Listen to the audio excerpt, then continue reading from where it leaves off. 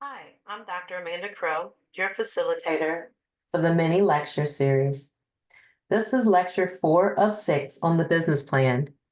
We'll be discussing the founding team.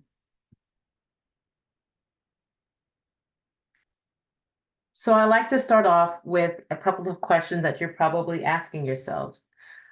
First, if I were in your shoes, I'd be asking, what is the role of this section? And next, why should I include it? Is it important, right? Well, the founding team section has a lot of important information about who will initially be running the company.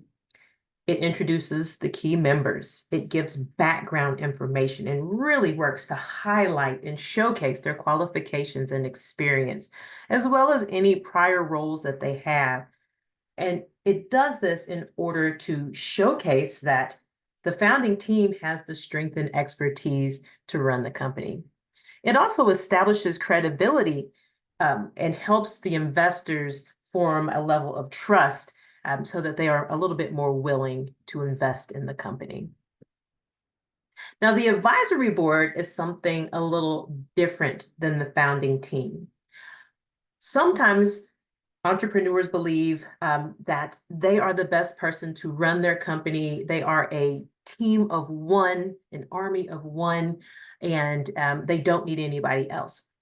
And while it might be fine to run your company on your own, it would be helpful to have an advisory board, right? So the advisory board is typically a team of 3 to 5 experts in the industry.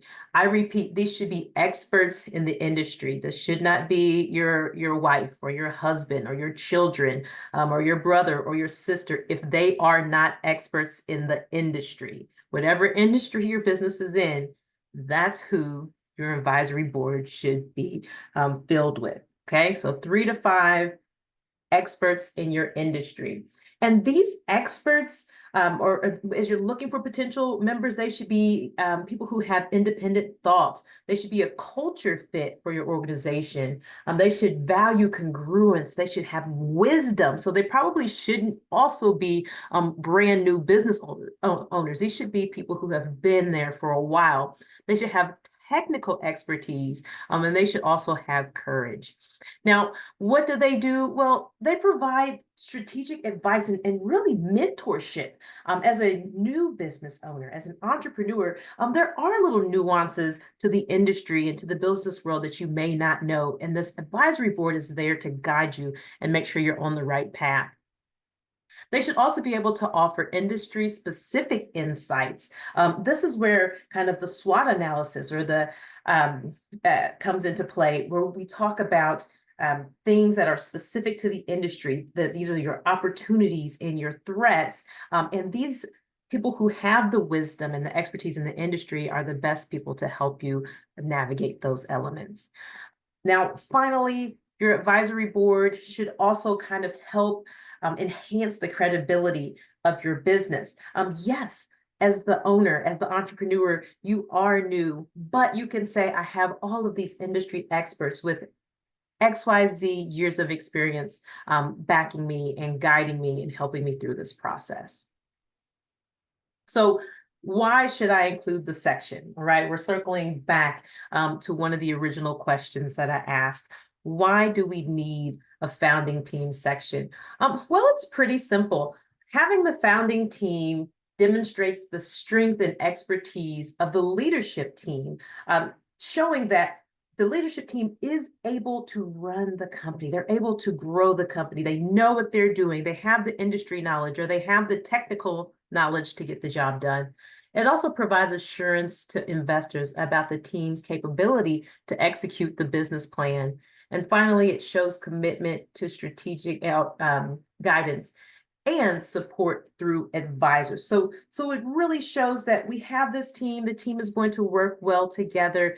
We know what we're doing. They're assuring and that the team is committed to getting the job done. So what should it include? The founding team section should be pretty straightforward for each founding member.